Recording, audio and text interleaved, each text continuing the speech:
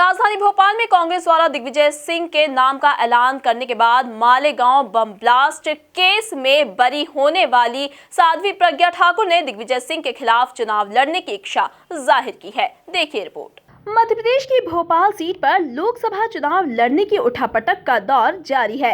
कांग्रेस द्वारा दिग्विजय सिंह को वहां से लोकसभा प्रत्याशी बनाए जाने के तुरंत बाद ही साध्वी प्रज्ञा ठाकुर ने उन पर हमला बोला है। उन्होंने कहा है कि दिग्विजय सिंह देश के दुश्मन हैं। साध्वी ने उनके खिलाफ चुनाव लड़ने की मंशा भी जताई है।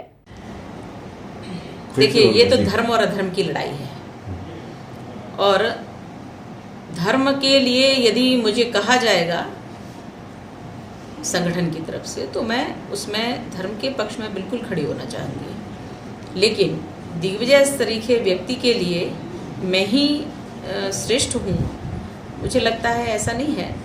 उसको पराजित करने के लिए और भी हैं, बहुत योग्य और अच्छे लोग हैं, किंतु यदि मुझे भी कहा गया, मैं कभी राजनीति की विचारधारा में, मैं राजनीति में नहीं आना चाहती थी, लेकिन देश के दुश्मनों के लिए तो मैं आ सकती हूँ। साध्वी प्रज्ञा ठाकुर ने कहा कि बीजेपी मेरी विचारधारा की पार्टी है और राजनीति में आने का ये सही समय है। राष्ट्रवाद को लेकर मैं जन जन तक पहुंचूंगी। प्रज्ञा ठाकुर ने कहा कि मैं देश के दुश्मनों को खुली चुनौती देती हूं और देश के दुश्मनों के खिलाफ संघर्ष करने को हमेशा तैयार हूं।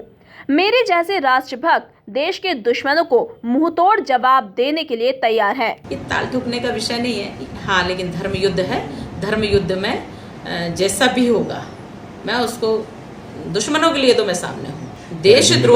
देशद्रोही लोग जितनी प्रबलता दिखा रहे हैं राष्ट्र धर्म को और राष्ट्र के प्रति अपने भावना को व्यक्त करने के लिए, राष्ट्र के प्रति अपने कर्तव्य का निर्वाह करने के लिए प्रबलता से हमें आगे आना ही चाहिए।